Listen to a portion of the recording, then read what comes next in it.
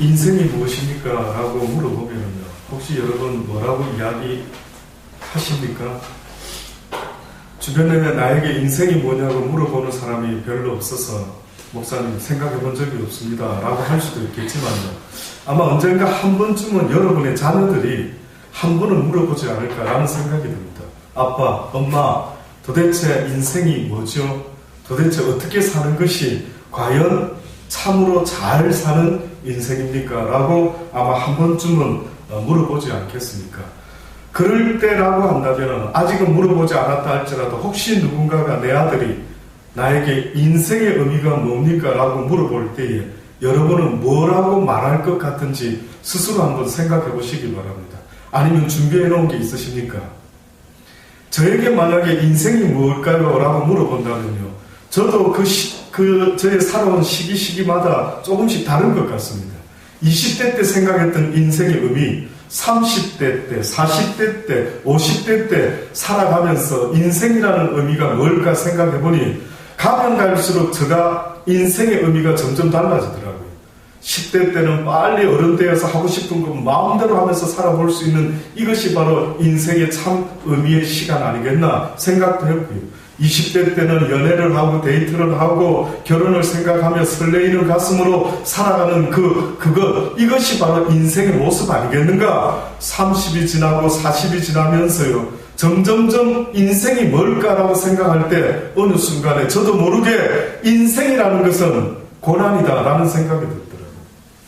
맞습니까? 동의하실 수 있겠습니까? 아멘. 그래서 인생은 고해라는 말이 있는 것처럼 어떻게 보면은 이 땅의 인생이 살면 살수록 짜릿짜릿하고 재밌는 줄 알았는데 살면 살수록 뜻밖에도 짜릿하고 재밌는 시간은 잠깐이요. 원치 않는 일들이 날마다 산 넘어 산과 같이 생겨지는 것을 볼 때마다 이게 뭐지?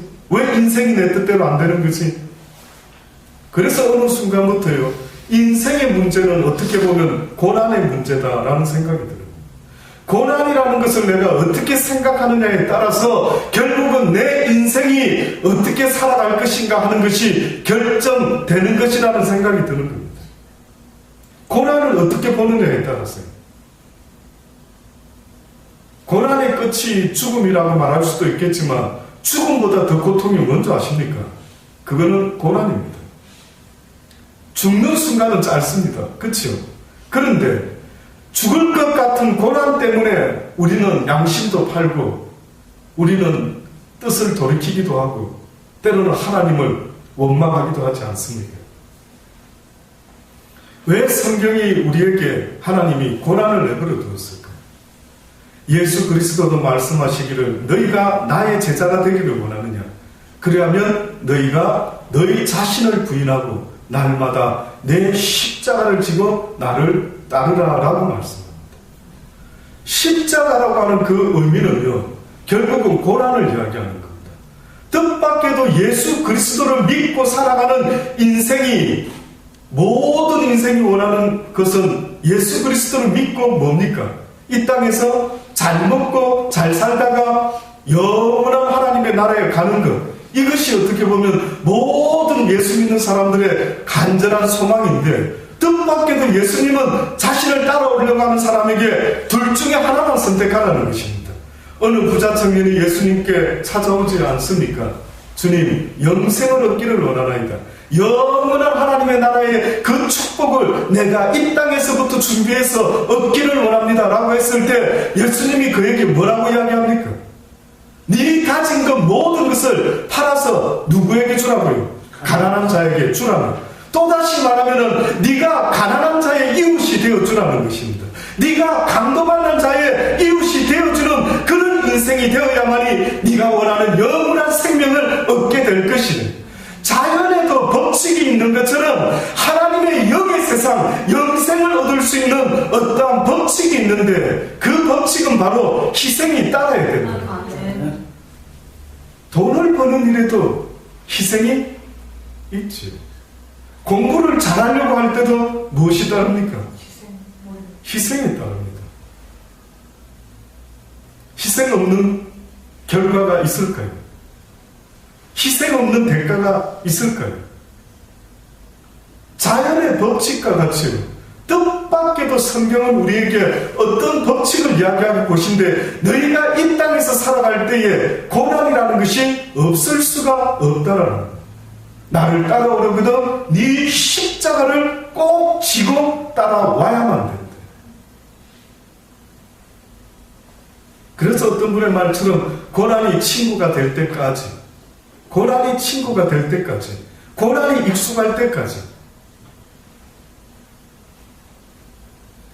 어떤 여인이 교회를 열심히 다녔습니다. 근데 그 여인은 교회 와서 기도할 때마다 하나님 너무 고통스럽습니다. 이 고통을 줄여주십시오. 줄여주십시오.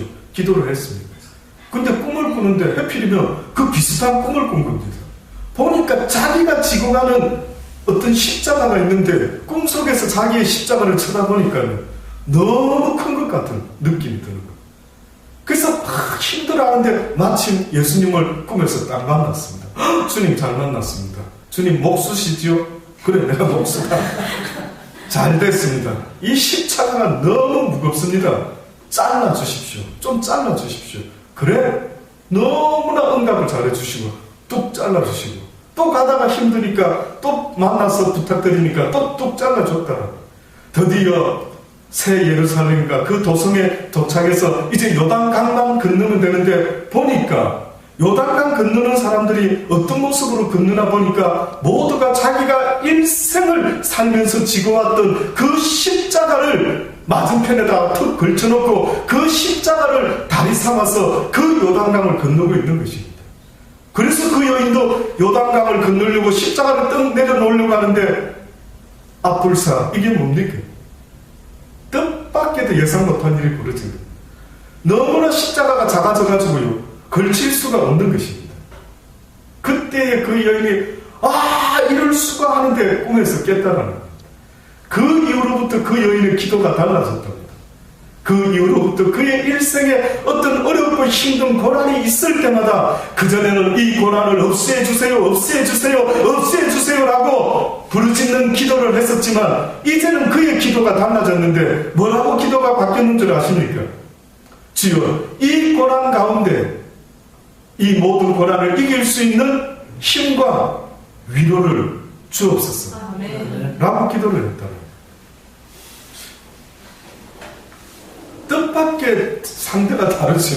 우리는 어렵고 힘든 일을 없애달라고 그렇게 부르짖고 있지만은 뜻밖에도 하나님은 오늘 본문을 통해서도 모든 환난 중에서 무엇을 주고 싶다고요? 위로를 주기를 원하시는 것입니다. 그래서 오늘 바울이 말하는 이 이야기 들어보십시오.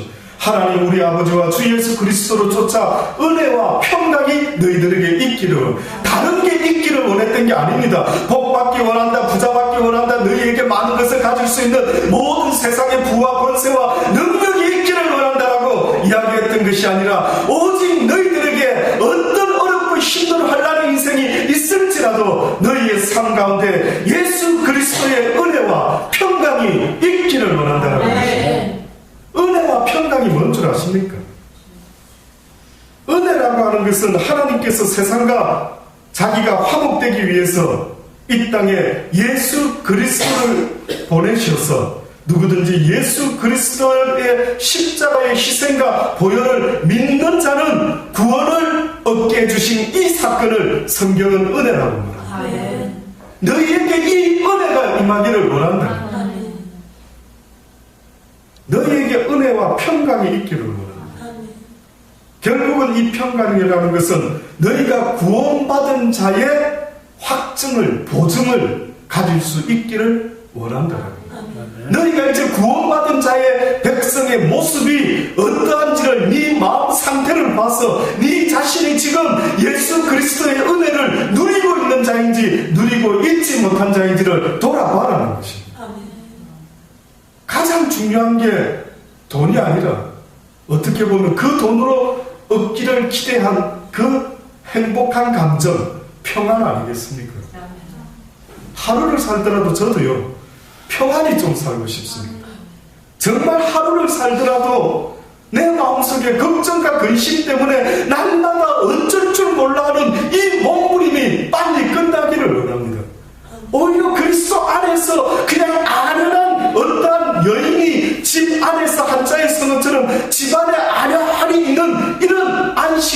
내 인생 가운데 있기를 소원하는데 그 평안은 세상의 것으로 얻을 수 있는 것이 아니라 무엇으로만 얻을 수 있다고요? 하나님이 주시는 그 구원의 은혜가 아니고서는 그 평안은 얻을 길이 없다고 성경이 말합니다. 왜 목사 되려고 하는데요? 왜 교회 다녀서 성도가 되려고 하시는데? 왜 집사가 되고 왜 권사가 되기를 원하는데? 저는 한때는요, 이 목사로 살아볼 거라고, 아주 훌륭한 목사가 되어볼 거라고 얼마나 열심히 나름대로 공부도 해보고 음악도 해보고 찬양도 공부하고 온갖 것 할 수 있는 걸 한번 다 해봤던 때가 있었어요. 근데 어느 날 가만히 보니까요, 내 모습이 좀 이상한 것 같더라고요. 만나면은 자기가 목사로서 100점짜리 목사로 인정받고 싶어서 얼마나 애를 쓰는 저 모습을 돌아보니까 어느 순간에 돌아와서 집에 있는 잠잠히 홀로 있을 때는 내 마음에 어떤 구원의 기쁨과 평안이 없는 것입니다. 늘 머릿속에 어떻게 하면 교회를 부흥시키지, 어떻게 하면 성공하는 목사가 되지, 어떻게 하면 남보다 뛰어난 사람이 될 수가 있을까 하는 것 때문에 무슨 강박관념이 있는 환자같이요, 날마다 목사로서 최고가 되어서 남들에게 존경과 모든 것을 한번 누려볼 거라고 얼마나 애를 쓰며 살아가는지, 뜻밖에도 그런 것은 혹 얻을 수 있을지 모르겠지만 뜻밖에도 내 마음속에 그 구원의 기쁨과 그 평안은요 전혀 못 느끼게 돼요. 와, 신기하더라고요. 그래서 누군가가 목사님 요즘 목회 잘하고 계십니까? 요즘 부흥되셨죠? 요즘 성도들이 몇 명이십니까? 누가 그런 소리 물어보면 얼마나 속상한지 모릅니다. 무슨 저따위 질문이 다 있어요. 몇 명이면 네가 어떻게 할 건데? 예, 그러고 싶을 정도로요. 어느 순간에 몇 명이나 됩니까? 이 질문이 목사인 저한테는 얼마나 부담스럽고 막 그것에 막 대답을 어떤 거리를 찾아보려고 전전긍긍하는 저의 모습. 예, 지금은 좀 부족하지만 틀림없이 조만간에 부흥될 것입니다. 이러고 있는 내 모습이 이상하더라고요. 이게 뭐지? 내 마음에 평안은 전혀 없고요. 어느 순간에 내 자신을 돌아보면서 그랬구나. 왜 내가 어느 순간에 크리스찬의, 구원받은 크리스찬의 삶을 살아보려고 노력하지 않고 어느 순간에 남들에게 인정받는 목사가 한번 되어보려고, 큰 교회 목사가 한번 되어보려고 얼마나 몸부림치고 있는 나의 불쌍한 영혼을 쳐다보면서 어느 날 집사람에게 그런 이야기했습니다. 사모에게.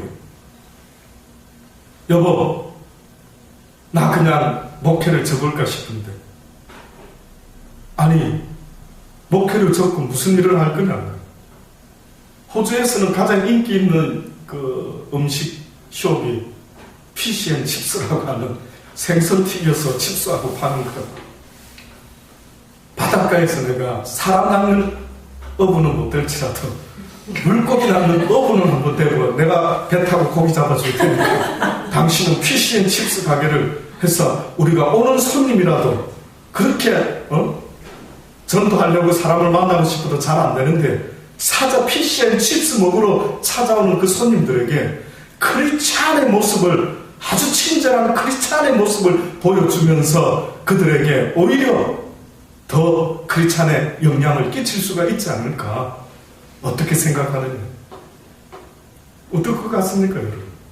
저는 그것이 오히려 더 나을 수도 있겠다라는 생각 때문에 모든 걸 접으려고 얼마나 애를 쓰는지 모릅니다. 그런데 뜻밖에도요, 나 같은 인생이 어디에 필요한지를 모르겠는데 그 하나님께서 허락을 하지 않으시는 겁니다. 나의 때까지 기다리는, 이 고난이라고 하는 이 힘든 어떤 모든 내 뜻대로 되지 않는 이 환경 가운데 하나님의 때를 기다린다 하는 그 인내의 시간들이 내 일생 가운데 무엇이 가장 영적으로 힘들었습니까? 라고 물어본다면 저는요, 힘든 가운데 참아야만 하는 그 인내의 시간들이 얼마나 힘든지 저는 깨달아지더라고요. 근데 오늘 바울의 이야기가 그때 깨달았더랬으면 제가 좀 더 힘을 내었을 텐데, 바울이 뭐라고 이야기합니까? 찬송하리로다. 그는 우리 주 예수 그리스도의 하나님이시여 자비의 아버지시여 모든 위로의 하나님이시며 라고 말하지 않습니다.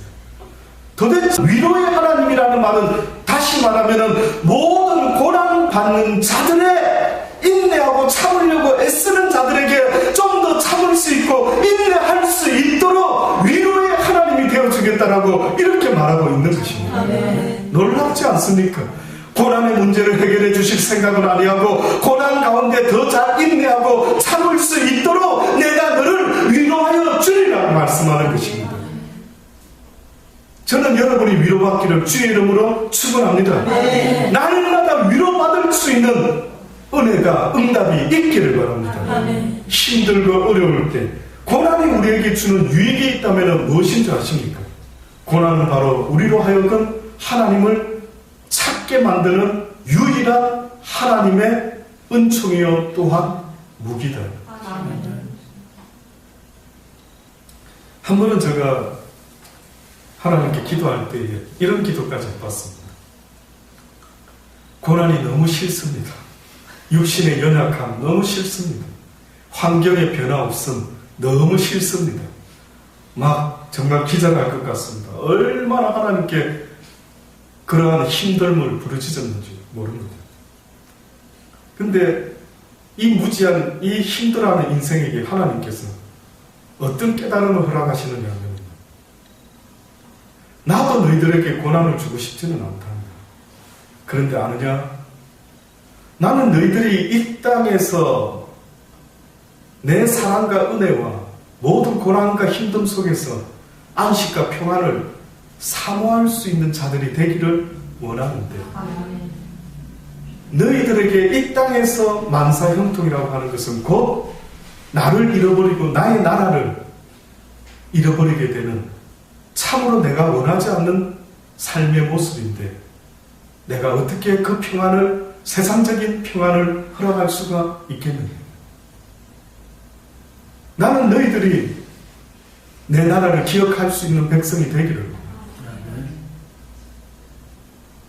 집 나간 탕자가 어느 날 세상에서 부모를 떠나서 살아보니까 돈이 있었을 때는 좀 재미가 있었는데 가진 것, 세상적인 것이 사라질 때에 그의 인생에 어렵고 힘듦이 찾아오니까 그는 그래도 돌아갈 집을 생각하는 것입니다. 그러나 오늘 이 시대를 사는 수많은 사람들은 돌아갈 집을 모르고 있는 것입니다. 저는 그게 너무 안타깝더라고요. 그래서 인간의 육신이 죽게 되면은 어르신네들이 지혜가 있었던 것 같습니다. 죽었다라고 말하지 아니하고 뭐라고 한다고요? 돌아가셨습니다. 원래 계셨던 곳으로 돌아가셨습니다. 탕자가 만약에 아버지 품을 떠나서 그런 고생을 하지 않았더라면 여러분 생각할 때 아버지의 집을 기억하고 돌아갔을까요? 돌아가지 않았을까요? 저 생각에는 안 돌아갔을 것 같습니다. 왜? 뭐 괜찮은데, 살만한데, 세상 살만한데, 세상 내가 열심히 노력하면 적당한 부와 명예와 권세와 뭐 어떤 것들을 얻으니 이 세상 좀 살만한데 수많은 간증하는 사람들의 이야기 아시지 않습니까? 어떤 사람이 여러분 생각할 때 어떻게 주님을 믿게 되었습니까? 어떻게 천국을 소망하게 되었습니까? 물어볼 때 찜질방에서 날계란 삶아서 찜계란 먹다가 부활하신 주님을 생각하게 되어서 내가 예수를 믿게 되었습니다 라고 말하는 사람을 한 번이라도 들어본 적이 있습니까? 저는 한 번도 못 들어봤습니다. 그나마 간증을 하는 모든 사람들의 이야기 들어보면 대부분이 무슨 이야기 합니까? 감옥에서 뭐 병원에서 사업을 망하고 병이 들어서 죽을 뻔했다가 뭐 어려운 일이 당해서 남편에게 막 버림받고 뭐 자녀 때문에 상처받고 어쩌고 저쩌고 모든 세상의 힘듦과 소망이 끊어지는 가운데 뜻밖에도 그들이 그나마 그 가운데 바라보게 된 것이 하나님이라는 사실이 놀랍지 않느냐. 이래도 고난이 무익하다고 말할 수만 있겠습니까? 이스라엘 백성들이 애굽에서 살기 시작하면서부터요. 얼마 동안이나 종노릇을 했는지 아십니까? 400여 년 동안이나 종노릇을 했어요.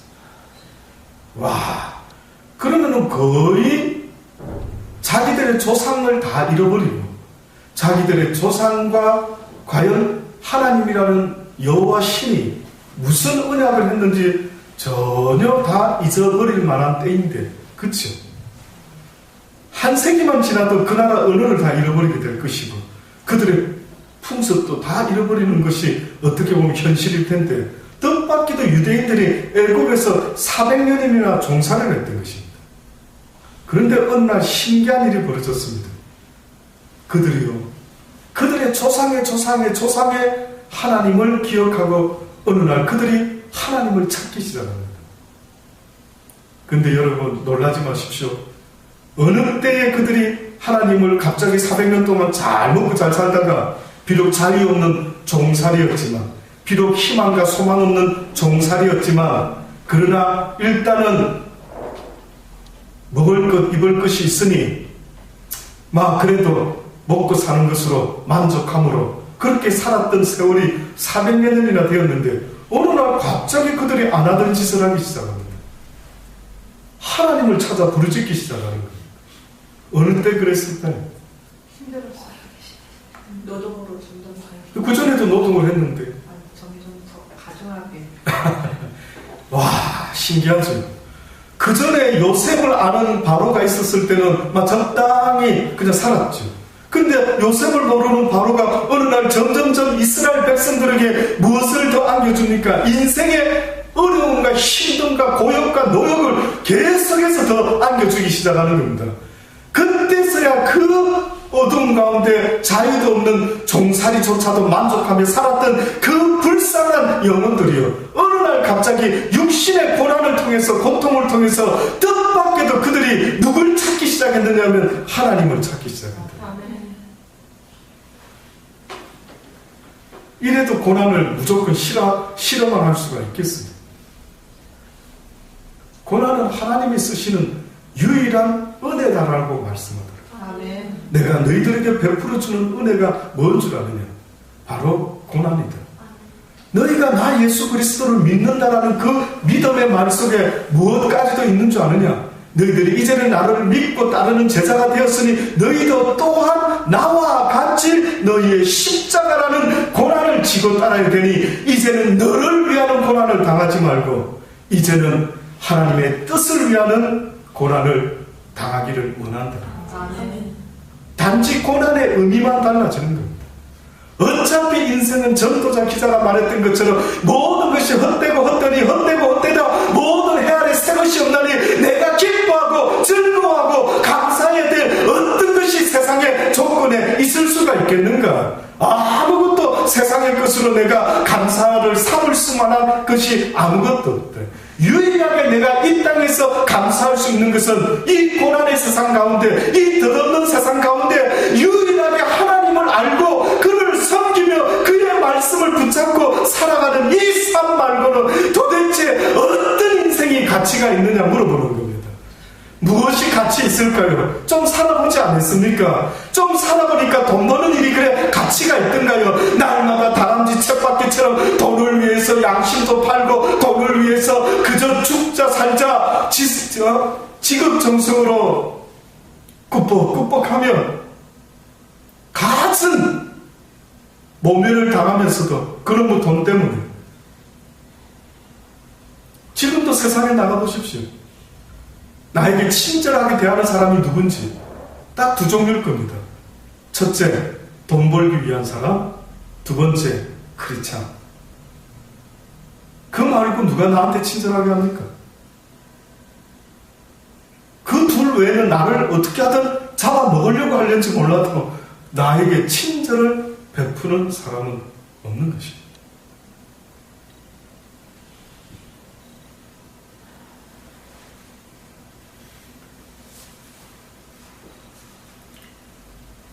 영국의 유명한 학자, 신학자가 있습니다. C.S. 루이스라고 신학교를 다니다 보면 꼭 그 사람의 책은 아마 보지 않을까 싶습니다. 많은 이들에게 영향을 끼친 분이신데 그분이 뜻밖에도 고난에 대해서 어떤 표현을 썼느냐 하면 평안할 때 인간은 하나님께서 양심을 통해 속삭이는 소리를 잘 듣지 못한다. 평안할 때는 그래서 하나님께서는 고난을 보내는 것이다. 고난은 인간의 잠든 감각을 깨우시는 하나님의 큰 소리다. 이렇게. 와, 의미 있죠. 조용히 젠틀하게 이야기하니까 안 듣는 것입니다. 양심을 통해서 그러지 말아라. 그렇게 살면 안 된다. 너희가 나를 믿는다라고 하는 것은 단지 교회 다니는 자들이 아니라 내가 그랬던 것처럼 이 땅에 선한 모습이 무엇인지, 하나님을 섬기는 자의 모습이 어떠해야 되는지, 인생의 의미를 모르는 그들에게 너의 인생을 통해서 알려줄 수 있는 삶을 살아야 된다라고 양심을 통해서도 계속 속삭이는데, 어느 순간에 이 시대의 양심들이 다 화인을 맞은 듯이 이 시대에 양심이 있습니까?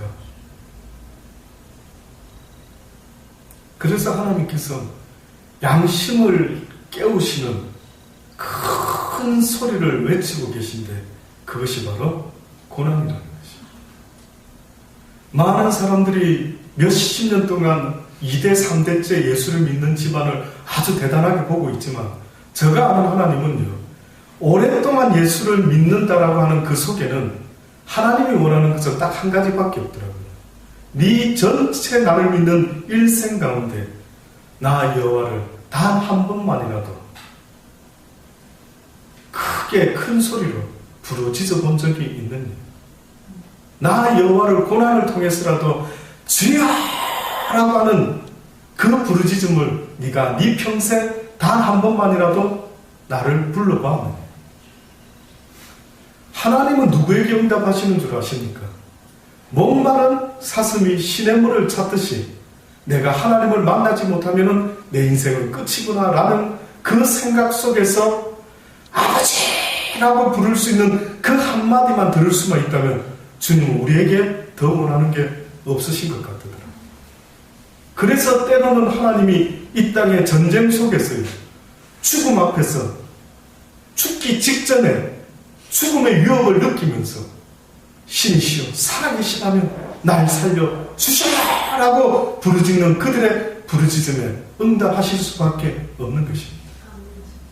많은 사람이 그러더라고요. 목사님, 왜 저한테는 응답하지 않으실까요? 왜 하나님이 저에게는 응답하지 않으시죠? 어느 젊은이가 당대의 유명한 수도사를 찾아가서 그렇게 물어봤답니다. 당신은 날마다 하나님과 응답하고 서로 교통하며 지내시는 위대하신 수도사님 소문 듣고 찾아왔습니다. 어떻게 그러실 수 있습니까? 어떻게 그렇게 하나님과 날마다 교통하며 살아갈 수가 있습니까? 왜 나는 안 될까요? 왜 나는 그렇게 되지 않을까요? 그 비법이 뭡니까? 알기를 원하느냐? 예, 알기를 원합니다. 그래, 따라와라. 그래서 그 위대한 수도사가 그 젊은 수도사를 데리고 어디로 갔는지 아십니까? 거기 가까운 강가로 데려갔던 것입니다.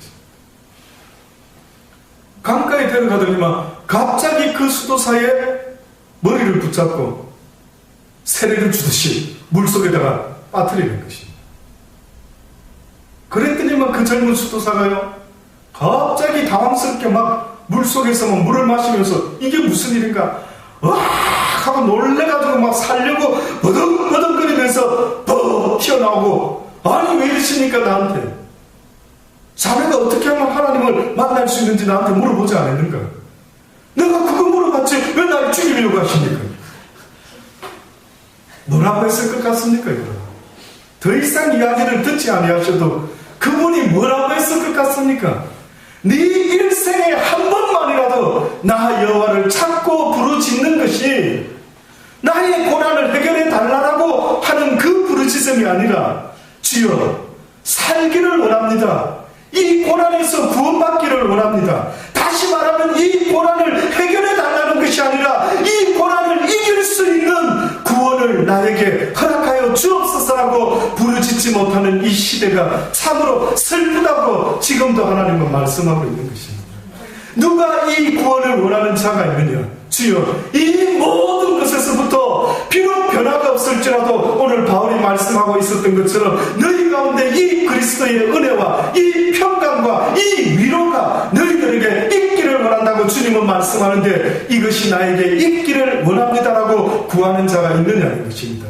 고난이라는 것은 결단코 나를 망치기 위함이 아니라는 사실을 잊지 마십시오. 저와 여러분이 고난이 없어서 애쓸까요? 저에게 당뇨가 생겨났을 때 저는 그전에는 마음대로 끊임낌 없이 아이스크림을 한 통씩 사놓고, 호두마루 아이스크림 한 통씩 사놓고 호주에서 잘 못 먹던 거 한국에 처음에 와서 얼마나 반가웠는지 모릅니다.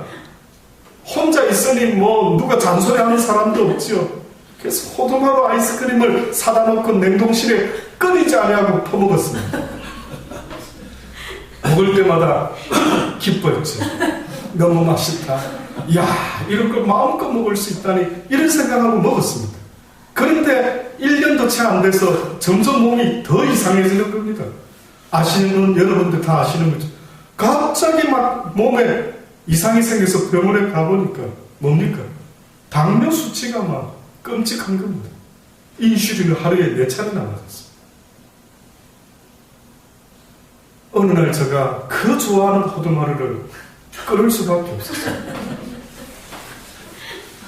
여러분 혹시 제가 왜 끊은 줄 아십니까? 한번 생각해 보십시오. 예, 너무 아주 직설적으로 살려고.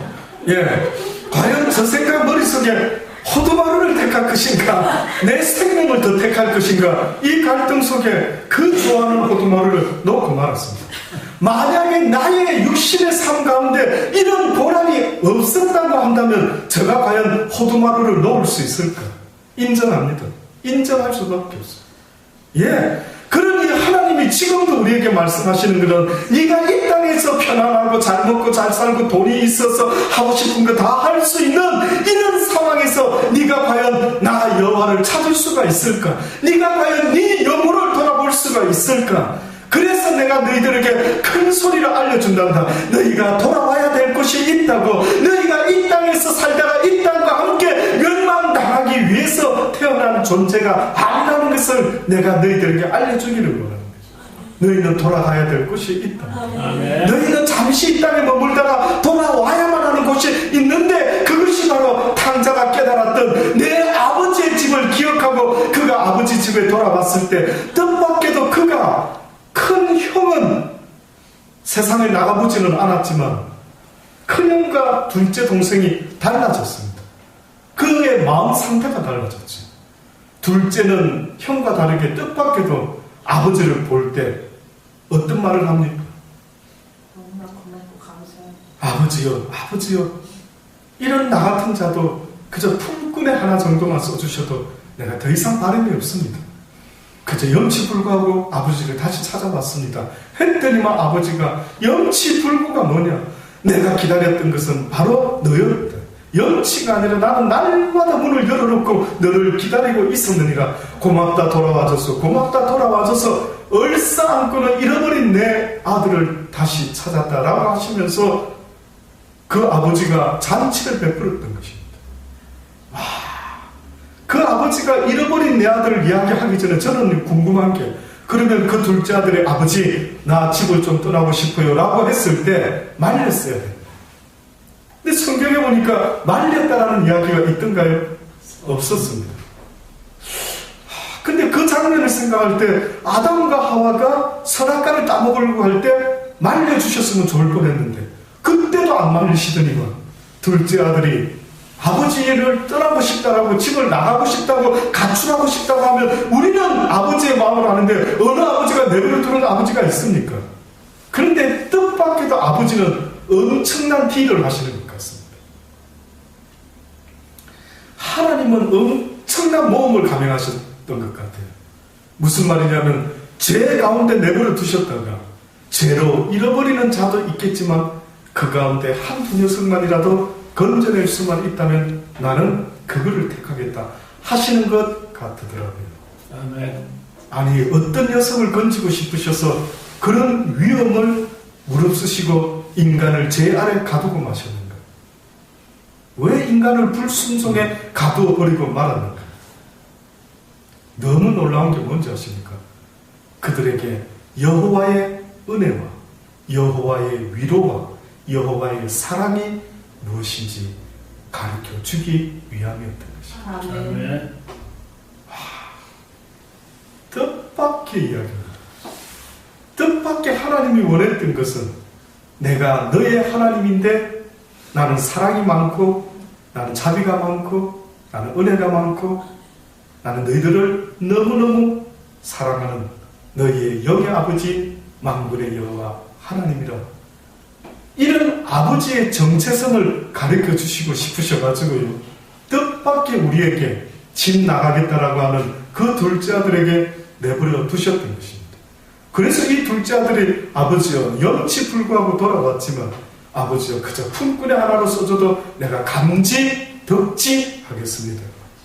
아들의 말이 달라졌습니다. 그전에는 아버지 볼 때 뭐라고 했습니까? 무슨 맡겨놓은 재산 지가 찾아가듯이 아버지 어차피 돌아가실 거 유산 주실 거 나한테 미리 앞당겨서 주십시오 라고 하지 않습니까? 그렇게 뻔뻔하던 자가 사람이 바뀌었는데 너무 바뀌고 말았대요. 결국은 이 어려운 경험을 통해서 이 둘째 아들이 배운 것이 있다면 뭐겠습니까? 나의 아버지는 참으로 사랑이 많으신 분이십니다. 그런데 첫째 아들은 뜻밖에도 달라 너무 차이가 나고 말았습니다. 뭐라 합니까? 아버지! 불공평하십니다. 저 둘째로는 아버지 재산을 다 탕진하고 실컷 놀다가 돌아온 저놈의 새끼 혼을 내고 아주 쫓아내야 되는데 어찌하여 저놈을 위해서 송아지를 잡고 잔치를 베풉니까? 언제 아버지가 나한테 잔치 베풀어 준 적이 있습니까? 아들아, 이 모든 게 다 네 것이지 않느냐? 자기도 충분히 누리고 있으면서도요, 그 누림에 대한 감사가 있습니까? 없습니까? 없습니다. 없었습니다.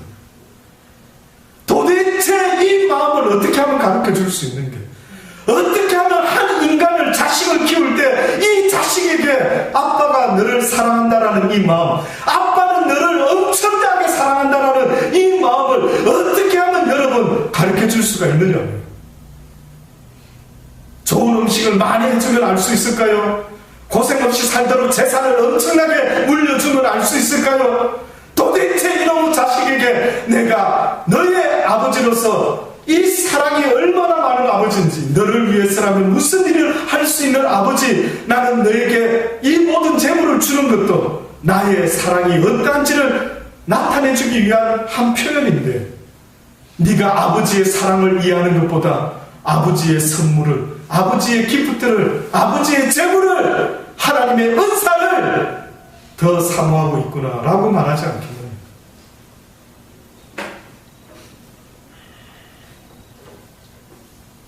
우리가 환난을 받는 것도 너희의 위로와 구원을 위함이요, 혹 위로받는 것도 너희의 위로를 위함이니 이 위로가 너희 속에 역사하여 우리가 받는 것 같은 고난을 너희도 견디게 하느니라.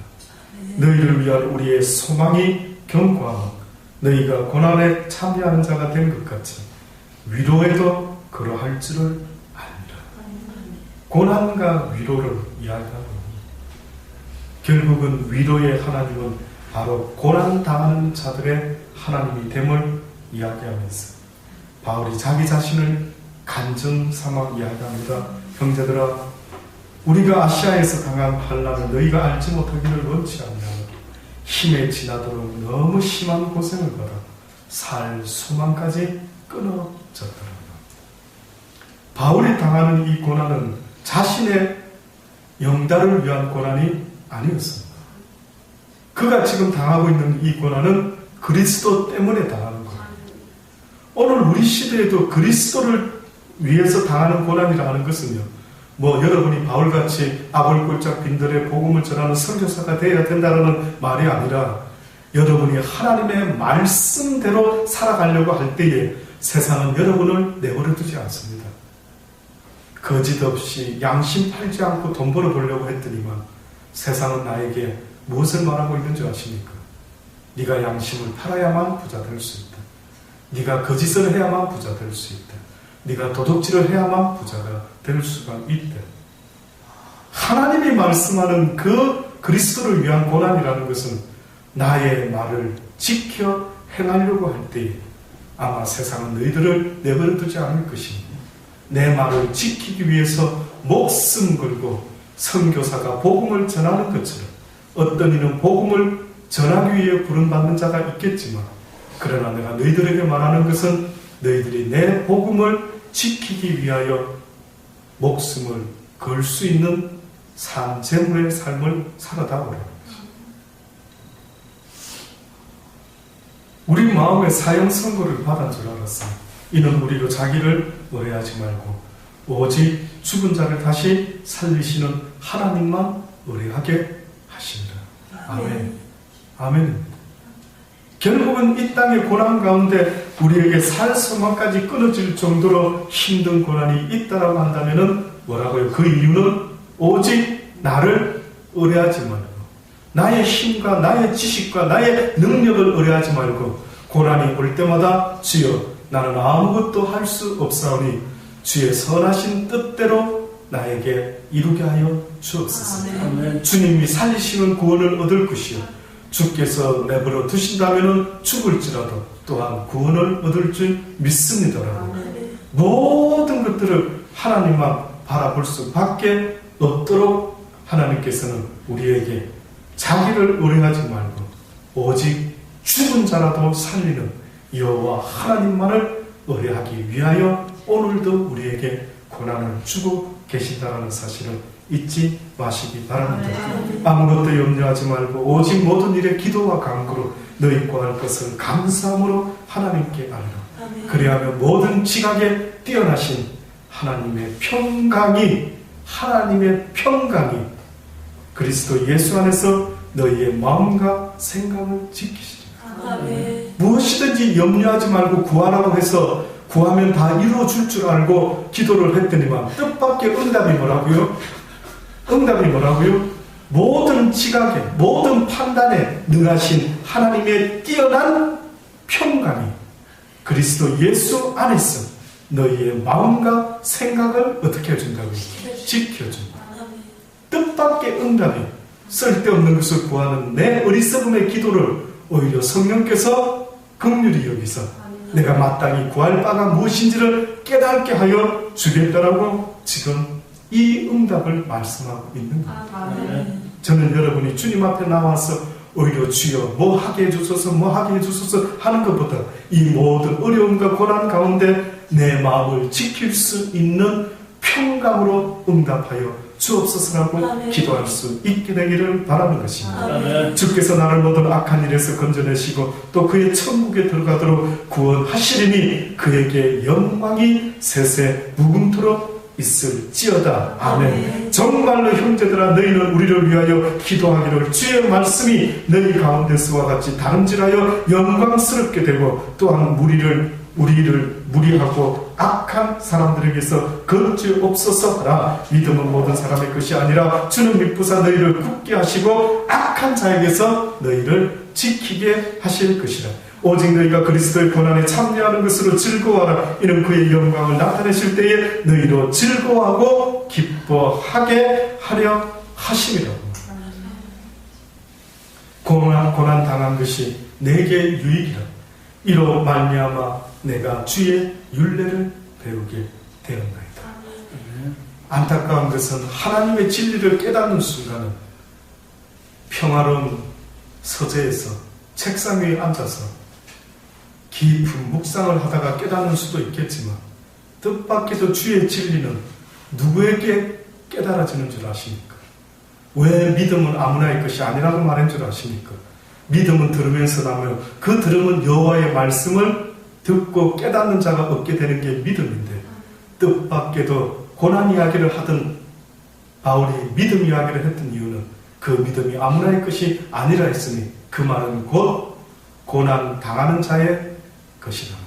아멘. 고난 당하는 자가 얻을 수 있는 유일한 깨달음이 있는데 이것이 바로 주의 진리를 깨닫게 되는 것이요 그 진리를 깨닫는 자만이 믿음을 가질 수가 있게 된다라는 것을 성경이 말씀하고 있는 것입니다. 아멘. 너희는 믿음을 굳게 하여 악한 자를 대적하라.